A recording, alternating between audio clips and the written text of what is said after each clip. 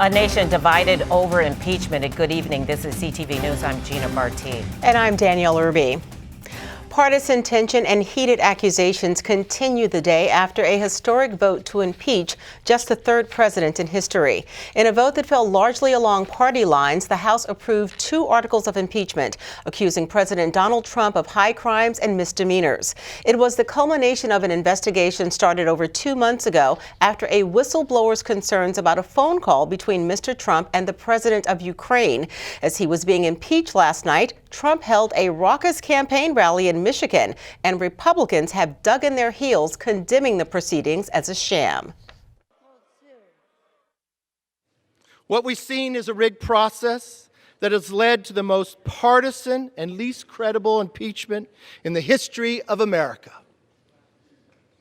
That is this legacy. Any prosecutor in this country would be disbarred for such blatant bias. The House provided President Trump every opportunity to prove his innocence, but the witnesses were precluded from coming forth.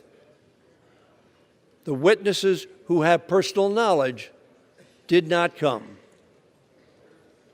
either at the president's request, in which he refused to show up because he thought it was a... We did nothing wrong, nothing whatsoever. This was just an excuse.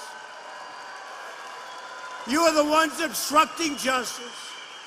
You are the ones bringing pain and suffering to our republic for your own selfish, personal, political, and partisan gain.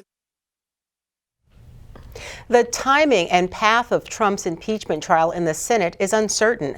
Speaker Pelosi indicated she will work closely with House Chairman and Senate Democratic leader Chuck Schumer, but she may delay sending the articles of impeachment on to the Senate until she has assurances of a fair hearing.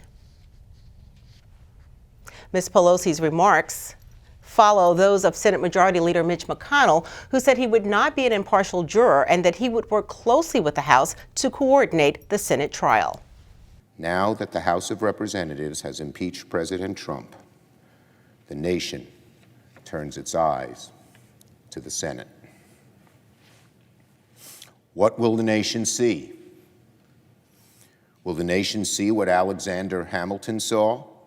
A body of government with confidence enough to preserve, unawed and uninfluenced, the necessary impartiality? The House has created an unfair, unfinished product that looks nothing like any impeachment inquiry in American history. And if the Speaker ever gets her House in order, that mess will be dumped over here on the Senate's lap.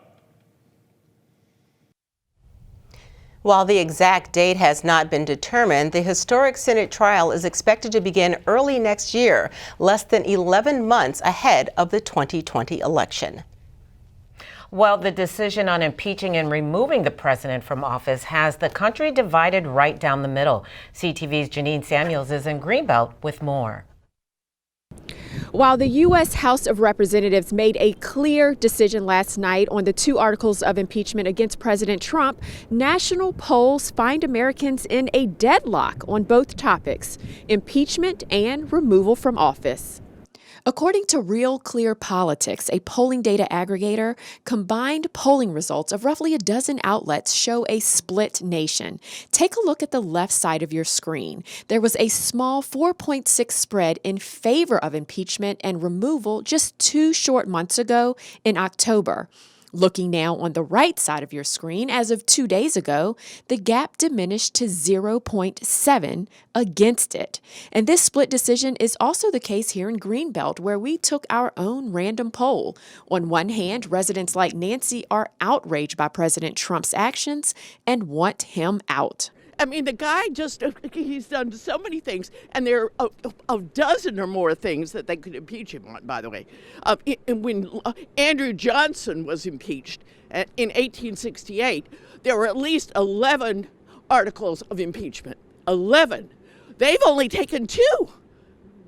His behavior in his dealings with Ukraine were unethical and not in the United States' best interest. On the other hand, some feel there's just not enough evidence to support impeachment and removal. No real evidence or proof. I mean, it's going to be falling apart in the Senate anyway. Well, I don't think he really did anything wrong.